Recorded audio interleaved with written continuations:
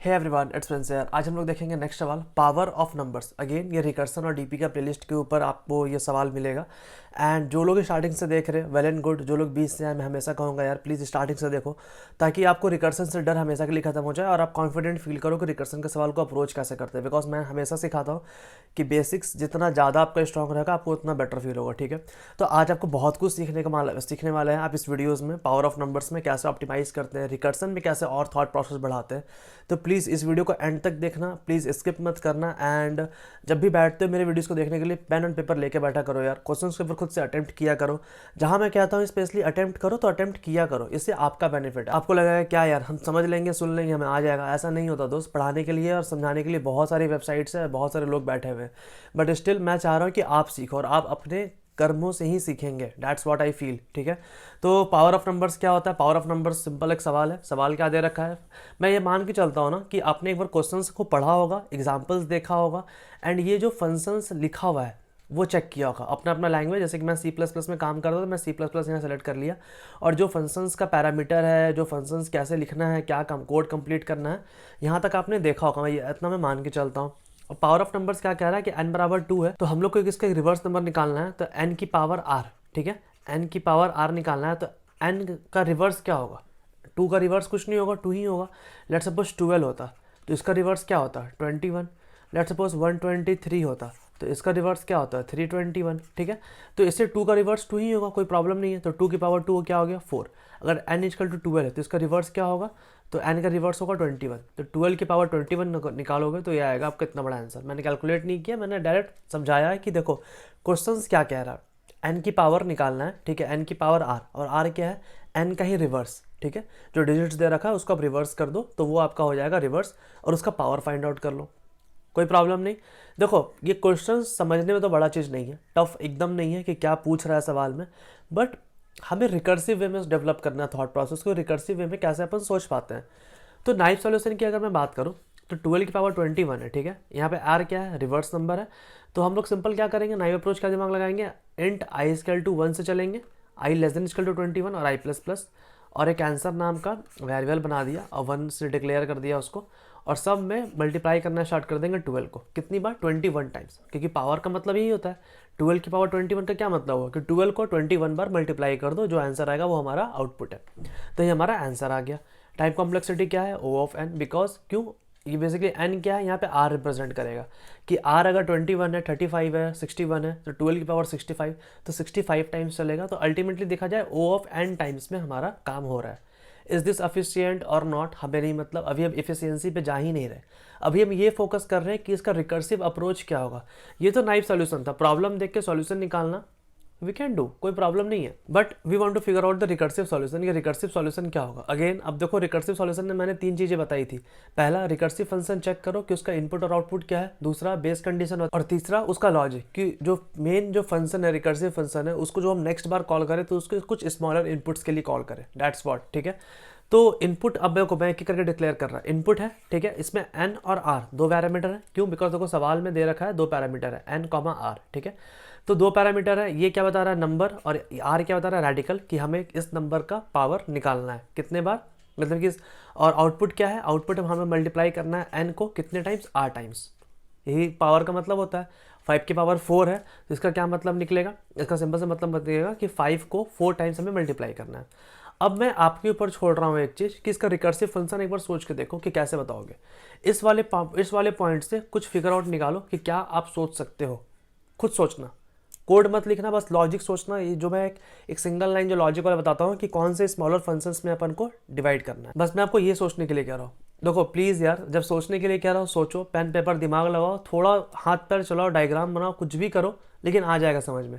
Please मक्कारी मत करना दोस्त, एंड कोशिश करके आगे इस वीडियो को देखना। ठीक है, मैं मान के चल रहा हूँ कि आपने कुछ ना कुछ सोचा होगा। जैसे मैं बोल के चलो 5 की पावर 4 है, तो 5 इंटू 5 इंटू 5 इंटू 5, जिसको अपन ऐसे लिख सकते हैं क्या? 5 इंटू पावर जो फंक्शन है, मैजिकल फंक्शन, उसकी 5 की पावर 3 हमें फाइंड करके दिखाओ। ये हमारा रिकर्सिव फंक्शन है, रिकर्सिव फंक्शन है। ये जाने, इसका काम जाने ये कहाँ सॉल्यूशन ला के देगा, बट हमें ये चीज़ तो अच्छा लग रहा है कि इसको ऐसे लिख सकते हैं 5 इंटू पावर ऑफ 5 की पावर 3, यही मतलब है। कोई प्रॉब्लम यहाँ तक? कोई प्रॉब्लम नहीं। अगर मैं इसको ये फंक्शन में लिखूँ, मैं ब्रेक डाउन कैसे कर रहा हूँ, 5 5,4 को पावर फंक्शन में मैंने 5,4 को पास किया, इसका क्या मतलब है 5 की पावर 4। अब मैंने ब्रेकडाउन कैसे किया 5 इंटू पावर ऑफ 5,3। कोई प्रॉब्लम यहाँ था किसी को? कोई प्रॉब्लम नहीं। और ये हमारा हैप्पी सॉल्यूशन है जो ब्रेकडाउन हमने किया।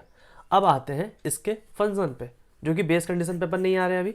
रिटर्न कर देंगे n इंटू, अगर पावर n कॉमा r पास कर रहे हैं, r लेट सपोज 4 है और ये हम लोग 5,4 है, मतलब कि 5 इंटू 5 इंटू 5 इंटू 5, ये 4 टाइम्स है। तो हम क्या करें 3 टाइम्स का ये खुद निकाल के लाएगा जहाँ से लाना है, और n हमने मल्टीप्लाई कर दिया n into power of n comma r minus 1। कोई प्रॉब्लम यहाँ तक किसी को? प्लीज़ प्रॉब्लम होता है तो कमेंट सेक्शन में लिख के बताओ, मैं बहुत हैप्पीली आपको हेल्प करूँगा, ठीक है। चलो अब आते हैं बेस कंडीशन पे। लेकिन बेस कंडीशन में आने से पहले याद करो मैंने बेस कंडीशन का क्या थंब रूल बताया था। प्लीज़ याद करना मैंने क्या बताया था। जो लोग स्टार्टिंग से देख रहे हैं उनको पता होगा, जो लोग 20 से हैं प्लीज़ स्टार्टिंग से प्लेलिस्ट को देखो, आपने कुछ मिस नहीं किया अभी तक, स्टार्टिंग से देख लो, आपको बहुत कुछ समझ में आ जाएगा। तो बेस कंडीशन क्या कहता है कि स्मॉलेस्ट वैलिड इनपुट पे आउटपुट चेक करो, दैट्स इट, यही कहता है। जो भी स्मॉलेस्ट वैलिड इनपुट है उस पर आउटपुट चेक करो। तो इस बार हमारे पास इनपुट क्या क्या है भैया? इनपुट है n है और r है। अगर मैं n की बात करूँ तो n क्या हो सकता है 0 1 2 3। अपन किसी का भी नंबर का पावर निकालने बोल सकते हैं, अपन 0 का पावर निकालने बोल सकते हैं, 1 का पावर निकालने बोल सकते हैं, 25 के पावर निकालने बोल सकते हैं, ठीक है। तो मिनिमम क्या है 0 का पावर निकालने बोल सकते हैं अपन, हाँ जी बोल सकते हैं। ये स्मॉलेस्ट है, वैलिड भी है, ठीक है। अगर n की वैल्यू 0, लेट सपोज 0 की पावर 5 निकालने बोला, या 0 की पावर 6 निकालने बोला, या 0 की पावर 1 निकालने बोला, अल्टीमेटली 0 का कुछ भी पावर निकालो, रिटर्न तो 0 ही आएगा। जो पावर फंक्शन है, जो पावर आएगा वो 0 आएगा। क्लियर। अपन r की बात करते हैं, तो r क्या है? r की वैल्यू 0 1 2 3 कुछ भी हो सकती है। लेट सपोज 25 के पावर 0 निकालने बोलो, 1 निकालने बोलो, 25 के पावर 3 निकालने बोलो, कुछ भी पावर हो सकता है। रेडिकल की वैल्यू कुछ भी हो सकती है। तो लेट सपोज मैंने बोला कि 0, ठीक है, मिनिमम क्या है 0, तो स्मॉलेस्ट बेसिकली, और ये वैलिड भी है, हाँ 0 किसी पावर हो सकता है। हमने ये पढ़ा है ये किसी की भी पावर, अगर कुछ भी किसी भी नंबर अगर उसकी पावर 0 है तो उसका जो पावर की जो अल्टीमेटली जो वैल्यू होती है वो 1 हो जाती है, राइट। इतना मैथ्स हमने बचपन में पढ़ रखा है। तो r equal to 0 then return 1, ये हमारा हो गया बेस कंडीशन। कोई प्रॉब्लम यहाँ था किसी को? कोई प्रॉब्लम नहीं। तो अब अल्टीमेटली जो हमारा कंप्लीट जो फंक्शन रिकर्सिव फंक्शन बना वो क्या बना? वो हमारा ये बना, ये हमारा रहा बेस कंडीशन और ये हमारा रहा आउटपुट, ठीक है। Return n into power of n r minus 1। Power function हमारा रिकर्सिव वे में कंप्लीट हो गया। किसी को कोई प्रॉब्लम नहीं। लेकिन अगर अपन इसका रिकर्सिव ट्री बनाए, रिकर्सिव ट्री क्या होता है कि function call basically recursive function call हो कैसे रहा है। तो 5 की पावर 4 है, तो पावर फंक्शन मैंने 5,4 पार किया, तो अब ये रिटर्न क्या करेगा? बेस कंडीशन क्या लगा हुआ है? If n is equal to 0 या फिर r इज इक्वल टू 0, ठीक है। इस केस में रिटर्न करना है 0, इस केस में रिटर्न करना है 1। तो ना n 0 है ना r 0 है, तो 5 इंटू पावर ऑफ 5,3, अगेन ना n 0 ना r 0, 5 into power of 5,2, upon r minus करते जा रहे हैं, माइनस करते जा रहे हैं बेसिकली, ना n 0 ना r 0, 5 इंटू पावर ऑफ 5,1, ठीक है, ना n 0 ना r 0, again 5 into power of 5,0, तो ये 0 हो गया। जब ये 0 हुआ तो रिटर्न क्या करेंगे? 1। बहुत बढ़िया। जब ये रिटर्न 1 किए तो 5 इंटू 1 क्या हो गया? ये हो गया हमारा 5। 5 यहाँ रिटर्न हुआ, 5 इंटू 5 क्या हुआ? 25, तो यहाँ या 25 यहाँ रिटर्न हुआ, यहाँ 25 इंटू 5 क्या होगा? 125, तो 125 यहाँ आया, ये रिटर्न किया किसको? यहाँ पे। 125 इंटू 5 क्या होगा? 625, तो ये रिटर्न किया 625। तो ये हमारा हो गया आउटपुट। कोई प्रॉब्लम नहीं आता कि फंक्शन कॉल बेसिकली कैसे हो रहा है? कोई टफ नहीं है। मैंने आपको पहले ही बताया था कि थोड़ा रिकर्सिव ट्री में थोड़ा कम फंसना, अगर आपने लॉजिक स्ट्रॉन्ग कर लिया तो स्टार्टिंग पे विजुअलाइज करने के लिए अच्छा होता है, बट लॉजिकल वे पे इतना अच्छा आप किसी भी सब प्रॉब्लम को ब्रेक डाउन करो ना, जैसे मैंने यहाँ ब्रेक डाउन किया, पावर ऑफ 5,4 को मैंने ब्रेक डाउन किया है 5 इंटू पावर ऑफ 5,3, ये था अच्छा ब्रेकडाउन, ठीक है। तो ये ब्रेकडाउन आपको पकड़ना है और ये क्वेश्चंस पे प्रैक्टिस कर करके ही आपको समझ में आएगा। सॉरी हमको थोड़ा कोल्ड हो रखा है, ठीक है। तो अब जैसे कि एक यहाँ पे नोट दे रखा है क्वेश्चन में कि आंसर जो है वो काफ़ी लार्ज होगा, तो जो भी वैल्यू होगा उसमें अपन क्या करेंगे? मॉड्यूलो कर देंगे 10⁻⁹ + 7 स्टैंडर्ड नंबर, ठीक है। अपन इसको मॉड्यूलो कर देंगे। आंसर बहुत लार्ज है तो हम लोग कहने का क्या मतलब है कि जो आंसर जो भी आएगा उसको मॉड्यूलो करेंगे 10⁻⁹ + 7 से। अगर इसको अपन डिक्लेयर करना हुआ C++ में तो इंट एक मॉड नाम का वेरिएबल बना लिया और ऐसे लिख दिए ये 9 है, ठीक है, G नहीं है, तो 1E9 + 7, या फिर आप ऐसे भी लिख सकते हो तीन जीरो 007, ये हो गया 10⁻⁹ ठीक है। तो आपको क्या करना है, जो भी आंसर आएगा उसको लास्ट में इससे मॉड्यूलो कर देना है। कोई प्रॉब्लम यहाँ तक? कोई प्रॉब्लम नहीं। चलो जी, अब एक मॉड्यूलर इक्वेशन पे थोड़ा काम समझो कि थोड़ा ये ना समझना जरूरी है। मैंने क्या कहा था, आप इस सवाल में बहुत कुछ सीखोगे, ठीक है। अगर a modulo a into B है और मॉड्यूलो m कर रहे हैं, तो अपन इसको ऐसे लिख सकते हैं, a modulo m into B modulo m और कंप्लीट का मॉड्यूलो m। कोई प्रॉब्लम यहाँ तक? ये क्यों समझा रहा, समझ में आ जाएगा आपको। ये एक काइंड ऑफ जनरल मैथमेटिक्स है जो आपको पता होना चाहिए। अगर a plus B modulo m कर रहे हैं अपन तो a modulo m plus as it is आ जाएगा b मॉड्यूलो m और कंप्लीट में फिर लास्ट में मॉड्यूलो m कर देंगे, ठीक है। तो देखो मॉड्यूलो फंक्शन करने से क्या होता है ना, आंसर हमारा छोटा हो जाता है, बट इक्वेशंस और वैल्यूज में कोई अंतर नहीं आता है। ये बेनिफिट है हमारे साथ, ठीक है। तो अगर मैं आपको डिटेल थोड़ा चार्ट दूँ यहाँ पे, ये मैंने GFG से उठा रखा है, ठीक है, GFG से मैंने ये चीज़ उठा रखा है। तो प्लीज़ आप ये चीज़ समझना कि ये चीज़ वर्क कैसे कर रहा है, ठीक है। m के केस में, हाँ डिवाइड के केस में ये फॉर्मूला वैलिड नहीं होता है, ठीक है। तो इसलिए अपन मल्टीप्लाई और प्लस के केस में, माइनस के केस में अपन इस चीज़ को कंसिडर कर सकते हैं। अगर a इंटू बी का मॉड्यूलो m निकालने बोल रहा है तो a modulo m plus into B modulo m और ओवरऑल का मॉड्यूलो m करके फॉर्मूला अपन कर सकते हैं। इसका यूज़ कहाँ आने वाला है समझो। ये हमारा अल्टीमेटली आंसर है, रिटर्न कर रहे हैं n into power n comma r-1। ये हमारा आंसर है। ये जो बॉक्स है ग्रीन बॉक्स, ये हमारा आंसर है। और हमें क्या बोल रहा है कि लास्ट में आंसर को मॉड्यूलो m करके रिटर्न करना है। कोई प्रॉब्लम यहाँ तक? लेकिन अगर आप आंसर को देखोगे तो क्या ये इस फॉर्मेट में है, a into B modulo m। अगर मैं इसको a कंसिडर करूँ और इस पूरे को b कंसिडर करूँ तो क्या आपको a modulo a into B into a into B modulo m वाले फॉर्म में है? हाँ जी है। तो a modulo m into B modulo m और कंप्लीट का मॉड्यूलो मॉड अपन लिख सकते हैं, राइट। देखो ये मैं क्यों कर रहा हूँ यार, अब बोलोगे देखो n जो है ना, n यहाँ पे बहुत बड़ा नंबर हो सकता है। जो ये वैल्यू जो रिटर्न करेगा ना, ये अपने आप में बहुत बड़ा नंबर हो सकता है। तो जब बहुत बड़ा नंबर होगा ना आपस में, तो अल्टीमेटली मल्टीप्लाई करने पे ये ओवरफ्लो कर जाएगा। इसलिए हम लोग को इस फॉर्मूला को अपनाना पड़ता है। अगर a into B modulo m हमारा अगर आंसर है तो अपन इसको डिवाइड सब्स्टिट्यूट कर देते हैं, a modulo m into B modulo m और कंप्लीट का मॉड्यूलो m इसमें, तो हमारा आंसर एकदम परफेक्ट आता है। इसलिए ये फार्मूला हमें सीखना जरूरी था, ठीक है। अगर अपन इसको कोड करते हैं, ठीक है, मैं आपको कोड करके बताता हूँ। तो कोड में सिंपल हमने क्या कंडीशन लगाया, if n is equal to 0, तो रिटर्न क्या करना है, रिटर्न करना है हमारे पास 0। If r is equal to 0, तो रिटर्न क्या करना है, रिटर्न करना है 1। वरना रिटर्न क्या करेंगे, रिटर्न करेंगे हम n into power of n comma r-1। That's it. अब देखो लेकिन आंसर में क्या कहा है, हमें मॉड्यूलो के साथ जो कंप्लीट जो आंसर आया उसका मॉड्यूलो m लेना है। बट हमने फॉर्मूला क्या देखा, ये a इंटू बी का फॉर्मेट है, तो मैंने क्या किया, m मॉड m किया, या इसको MOD करते हैं। इस वाले को भी मैंने क्या किया, पावर को अंदर सब्स्टिट्यूट किया एंड मॉड्यूलो मॉड किया एंड इस कंप्लीट को मैंने मॉड m किया, ठीक है। अब मैं यहाँ पे एक मॉड डिक्लेयर कर देता हूँ यार, int mod is equal to 1e9 plus 7। That's it. अब मैं इसको सबमिट करता हूँ। अब बोलोगे भैया ये तो आपने गलत बता दिया यार, ये तो बस 220 टेस्ट कैसे पास किया, बाद में ये सेगमेंटेशन फॉल्ट आ गया। तो क्या हमारा कोड गलत है? नहीं, हमारा कोड गलत एकदम नहीं है। अगर कोड गलत होता तो 220 टेस्ट कैसे पास नहीं करते 420 में से, ठीक है। तो कोड सही है लेकिन हमारा कोड ऑप्टिमाइज नहीं है। अब ये कहीं ना कहीं जाके ओवरफ्लो कर रहा है, टाइम ज़्यादा ले रहा है, बहुत सारे रीजन हो सकते हैं, बट ये कोड उतना ऑप्टिमाइज नहीं है। पर इसको और ऑप्टिमाइज कर सकते हैं लॉजिक वाइज, ठीक है।